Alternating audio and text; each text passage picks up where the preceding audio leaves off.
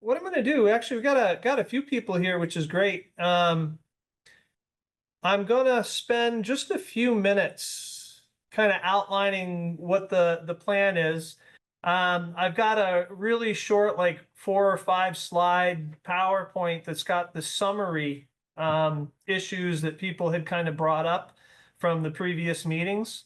And so the goal here is to kind of do the final development of the communication that we're going to send to the Act 73 redistricting committee, so that they're hearing from our communities in terms of what our needs are as they're going through this work of planning how they are going to redistrict all the school districts across the state. They're on a pretty tight timeline. They have to come up with 3 different redistricting plans by December 1st. And then the intent is for the legislators to take it over during their legislative session and make decisions before the end of that session, assuming that will be sometime between March and May. The big question is on everybody's mind is, will the legislators actually see it through? Given the fact that once the redistricting plans that the group comes up with are out there, I think that's when it'll become real for a lot of people around the state. So give me just a second to pull this up and we'll start our discussion. I have things recording, so you won't see me taking a lot of notes because I'll be able to go back to the recording afterwards and pick up what I need to hopefully finalize our message and get that off this Friday. And there's a couple things that I want to coordinate with people if I can.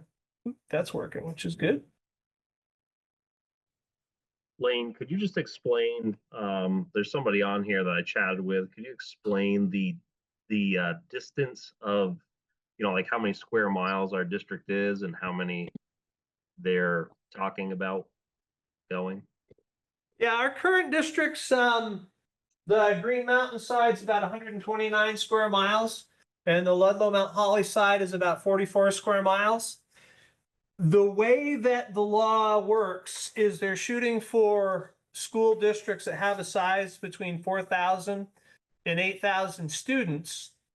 That works pretty well up in Chittenden County, right? Because the population density is so much greater than down here. They've got about 200-300 kids per square mile up there. We've got 6.5 kids per square mile down here. So our currently 129 and 44 square mile districts will turn into a district that is at least 711 square miles. It'll probably be closer to 1,000. And so that is one of the concerns that the community talked about in the previous meetings was, there's an equity issue here, which we'll touch on in a little bit. But it's also the travel time. It takes a significant amount of time, 45 minutes to an hour now. What happens when we go to a district that's 7 times or 10 times our current size? And so those are some of the worries that we have out there. Some good questions. The other thing is, if people have questions as we're talking about this, feel free to bring them up. What do you got?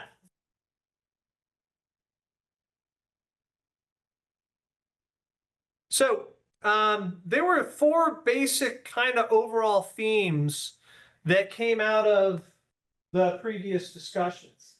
And the first one had to do with local decision making. One of the problems with these larger districts is the state has set up the law so that there will be one school board for this giant district. And the problem with that is the lack of representation, right? If you've got a school board with, I think it's either 8 or 10 members, they plan on having it, that represents, 1,000 square miles and probably 60 or so schools in there. If there are specific things that are happening in one town or in one district that need to be addressed, being able to do that, being so far separated from that new school board, is going to be difficult. So that's one of the things that they talked about. There's also the idea that all of our towns are different, especially out here in the rural areas. Our needs are a little bit different depending upon which town you're in. And the concern is it's going to be very hard for that centralized school board to be able to take those different needs into account for the schools that are in those different towns. So how are they pulling those people for the board? How are they determining who is most important or where they're gonna, what area they're pulling from? Have no idea. There is a certain number that they're supposed to have. My guess is it's going to be based upon populations within the districts. And they have this weird piece that is set up where you go from the current boards that everybody has to a transition board, which may or may not be the final board that is overseeing the entire district, because this is a huge kind of momentous process. So good questions. But one of the things that I want to bring us back to is it's really about your voice here.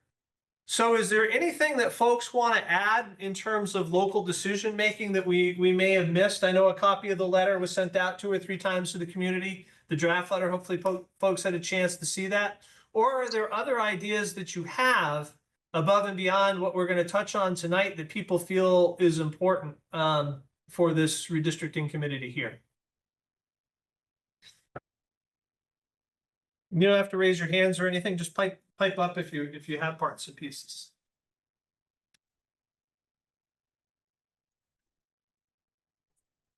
Layne, this is Wendy McNaughton. Okay. I don't know if this pertains to our letter or not, but one of my concerns personally is that they haven't really calculated a lot of the local costs of this plan. And I'm afraid that's going to land with the local communities. And so we also really don't have a sound idea yet of what the total savings will be. I don't know if the financial is relevant to the particular purpose of this letter or not, but really important that you've raised these ideas about transportation and equity for schools. And not only is that going to be a challenge to rural communities, but there's going to be an extra cost for schools too. Yeah, it's you're touching on a really good point. And I got to give the redistricting committee some credit. I wish I could remember the senator's name. Senator Harrison is trying to pull together some of the educational leaders that have been doing some calculations on these things, to be able to take a look at those actual numbers and that data to inform the work of the redistricting committee. Because I don't believe that there was a lot of this data that was actually looked at or calculations made for the committee to consider as it's looking at this redistricting process. The little bit of the numbers that I did, right, you've got a $2.7 billion education budget statewide. At best, the governor was calculating that this would save $184 million. And if you think about the magnitude of size between 184 million and 2.7 billion, it's a drop in the bucket.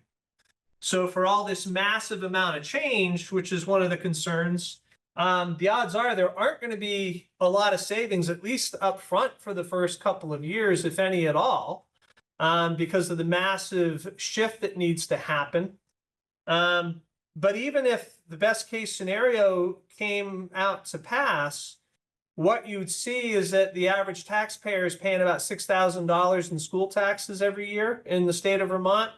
That taxpayer would see a reduction of about $340 to $380 overall in their yearly taxes. So it's money, but you know the piece that I keep saying, because my taxes went up $2,000 in my district last year, even though they cut $2 million off their budget. Unless you're cutting my taxes in half, it's not significant. Because the taxes are just so high. So yeah, that piece is really, really important. There is another district, I wish I could remember their name. They're doing an analysis of how much it's going to cost them to bring in the middle management layer that's going to be required to run these larger districts, right? They're gonna cut down on the central office, but then that remaining central office, you know, the one superintendent, the one special education director, one tech director that's overseeing that 1,000 square mile district, there's no way in heck they're going to be able to do their job unless they've got some assistant superintendents and assistant special ed directors and whatnot to be able to help them get that done. And so they're trying to do that calculation as well. And hopefully that'll be ready for the meeting with Senator Harrison when it comes up. But really, really good points, Wendy. So is Um, that relevant for our letter, especially because in the process of this plan, a number of times they've said, we can't account for special ed costs and for transportation and for capital expenses because they are local costs based on local numbers and situations. And I'm like, is that just going to get left to our local communities? Because there's going to be like a cap now on what we're allowed to spend per kid. And I just didn't know if the idea of that getting shifted to our community and not accounted for now is relevant to this redistricting group. Yeah, we can talk about it because, and I'm glad that you brought it up because there were some parts and pieces of the themes that came up that touched on what the parts that you're talking about. But we can certainly add a new kind of request. And the intent is the communication is not just going to go to the redistricting committee, but it's going to go to our legislators as well. Because while the redistricting committee is in charge of redistricting, the legislators certainly do have power over costs or even changing the law as it currently exists. So it's going to be very important for them to hear as well. So your comments are important. Anna, go ahead. Or is that Scott? I don't know if you have your mic muted. I see the name come up, but I don't hear anything. Not me. Says Anna Kendall. Picking on you. So the other piece that came up was this idea of school choice and geographic hardship. And a couple of the Cavendish folks had brought up the school choice piece, so I think it's good to get some more input on this. There was this idea that came up, started off at Ludlow Mount Holly. We did touch on it a little bit at one of the meetings here. Was this idea that depending upon how they redistrict things, parents could be at a real disadvantage. If the school, if my home is here, if my work is here, and if the school my kids have to go to is over here, there is no way in heck I am ever going to be able to participate meaningfully in my child's school, the extracurricular activities that go on. And the research is pretty clear that being able to have that parental, the parents involved makes a big difference in terms of student outcomes. There's also the inequity piece of this is that if the school is here, the kids that live very close, like 5-10 minutes away, they're going to have an advantage in terms of a level playing field compared to kids that have to ride an hour, hour and a half or more to get to school and to get home each day. And so we get into this whole idea of equity. And then you throw in the idea of students with disabilities that may have a long distance to travel. And I forgot who brought it up so eloquently here, talked about the idea that if you've got a student on an IEP, they may never be in the least restrictive environment if they've got to travel these long distances. So these are some of the other thoughts that came up, and I don't know if there's parts and pieces that people here want to add to, or if it's striking new ideas that we want to include in this communication.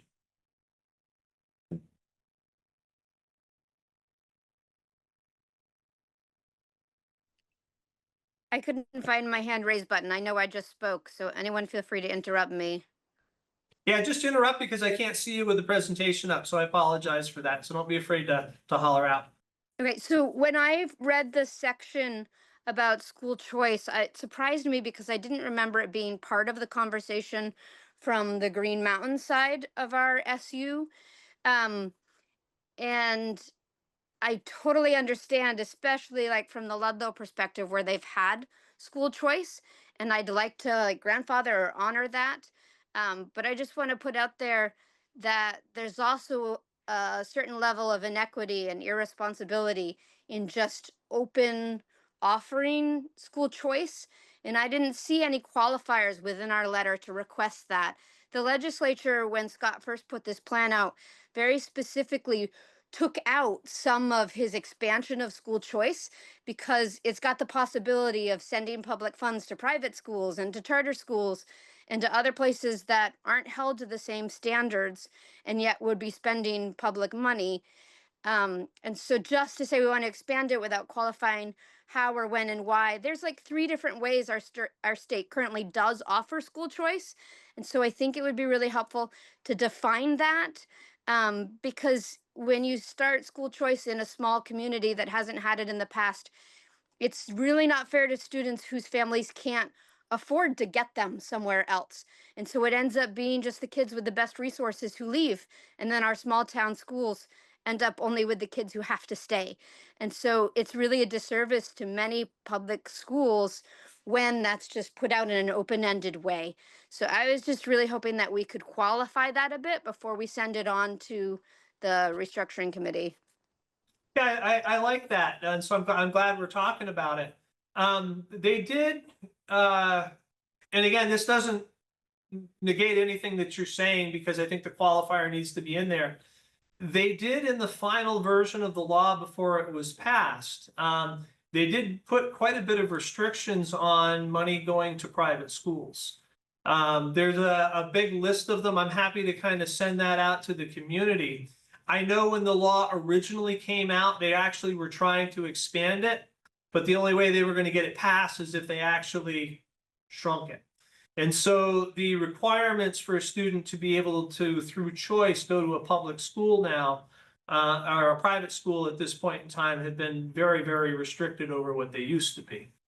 And so I do like that, and I do like the idea of the qualifier, but I thought I'd throw that out there. I did a little report on it, but I can't remember all the parts and pieces because there were so many, which was good. But other ideas, thoughts, and things that should be added, changed, included, or about around what we're talking about now, or above and beyond other things we may not have considered.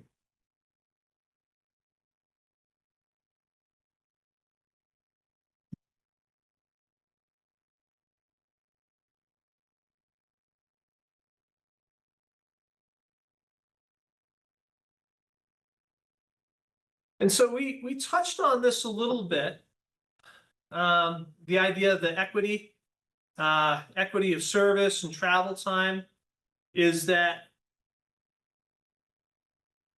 if students and parents are living closer to a school than parents and students that have to travel an hour and a half to get there, there's an inherent inequity in there.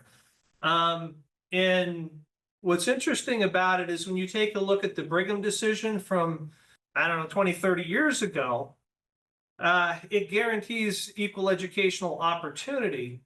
And so my guess is that at some point in time, to make this all work, is that they're going to have to establish a threshold of when is too far, right? When is too far, too much? Otherwise, they are literally in opposition to what the state constitution is telling them they have to do. And I don't think they've had that consideration yet. And so that was one of the ideas that came up in the conversations. There's also this idea around convenient access to schools, right? And they literally, that's the word in the wording that they use in the Constitution. And if you got to travel an hour and a half or more, that's probably not convenient. But this is, these are words and these are ideas I think we need to get the legislators to better define. We talked an awful lot about, in a couple of the meetings, about the idea is, where are these centers of these districts most likely going to be? And the most obvious place is around our career and technical centers, because there's only like 13 of them across the state. And so it would make sense to have them kind of dead center in the districts. But the problem is that now you've set up an unequitable system, right? Where whoever is dead center in the district is getting all this benefit, and those that are on the periphery of that district, because of the travel times and things, might start to see some population shifts out of their communities towards those centers. And you've got the potential that you're going to see declining tax bases in those peripheral communities. which is just going to lead to more inequity overall, not just in terms of education, but in terms of town to town. And so this is one of the pieces that we're trying to communicate as well that had come up. And so I don't know if there's any thoughts or ideas around this, or other ideas that this strikes on that people feel is important to include. Have they tried to structure any of this based on county? There was an original discussion that, yeah, at the county level. I think that what happened to it was going to give them more districts than they thought they wanted. I don't know how many counties are in the state. 14. Yeah. Yeah. So there was an original discussion around that, but I'm not sure why it changed the way that it did. My guess would be, if I were gonna put a bet on it in Vegas, is because the population densities are so different between the counties, it's probably not the most conducive way to do it. So it's a very good point, very good thought. Other ideas?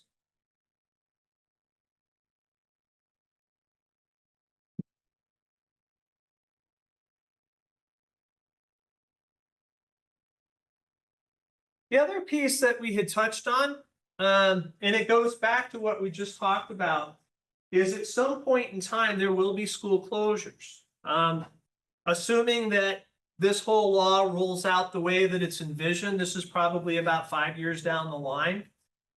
But after the transition, after the redistricting, after the new administration and the final school boards are in place, the expectation is that new administration within that district is going to do a study of each of the schools in the district to see how they're performing, to see what their sizes are, and to make some decisions about which ones should stay open and which ones should close. There were a lot of concerns, especially from the Ludlow Mount Holly side, about their past experience with Act 46.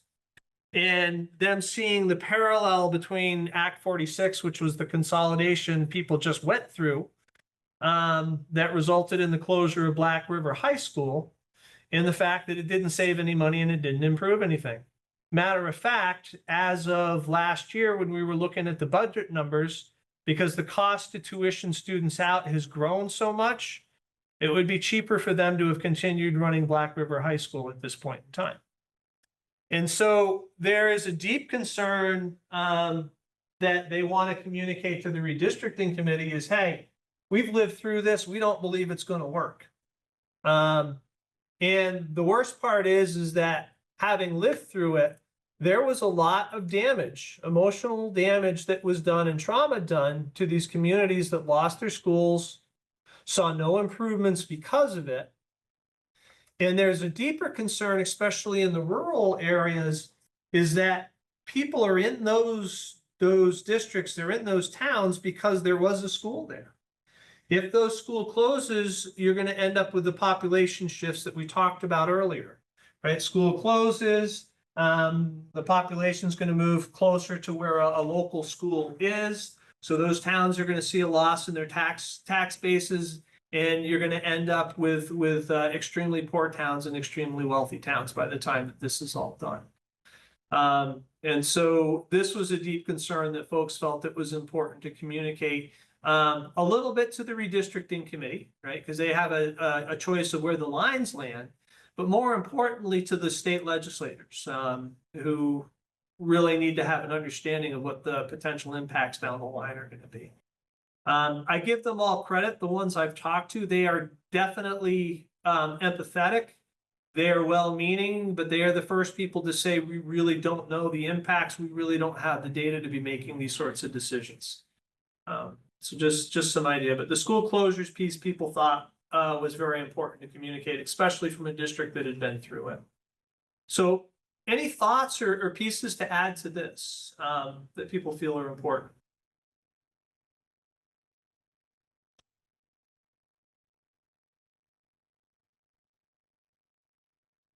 And I apologize for talking as much as the attempt is to hopefully strike some ideas as we're going through. What I want to and this is kind of a half-hour meeting or so, this is short, we can talk about other things if they're on folks' mind, is I want to give you these two links, these two sites. The first one, right, legislature.vermont.gov/people.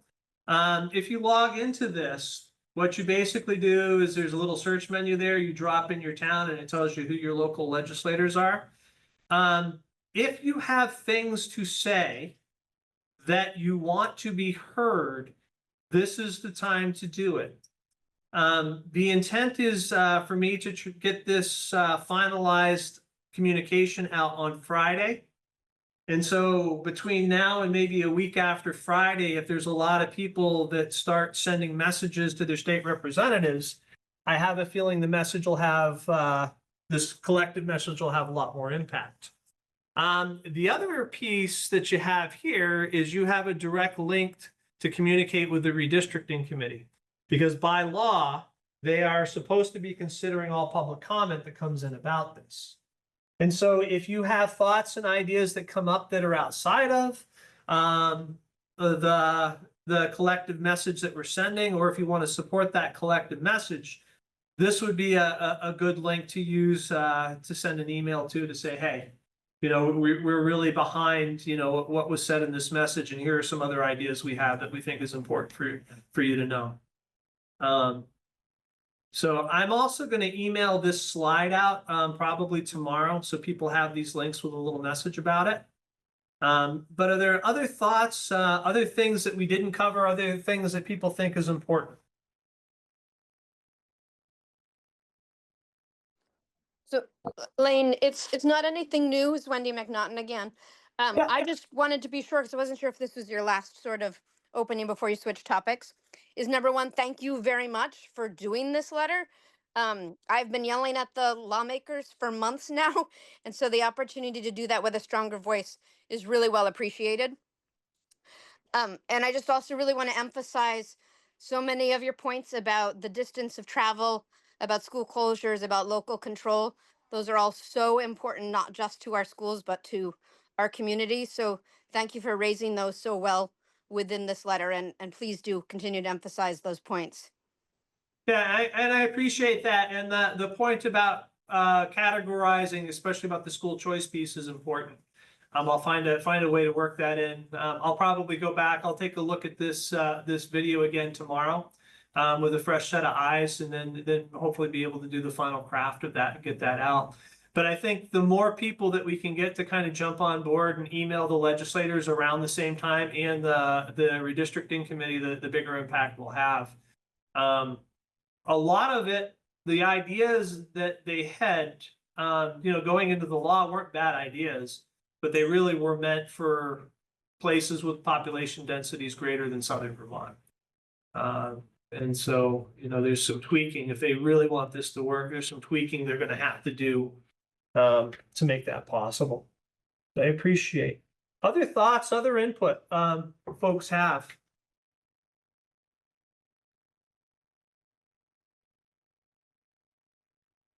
Other than that, I appreciate everyone coming out. I appreciate especially the emails I've gotten. There's been a lot of good info in the emails that have come in. If you have other ideas that come up, right, you go to sleep tonight and you wake up at 2 o'clock in the morning and say, hey, I wish they said this, shoot me an email. You got till Friday. The intent is to send it out on Friday afternoon.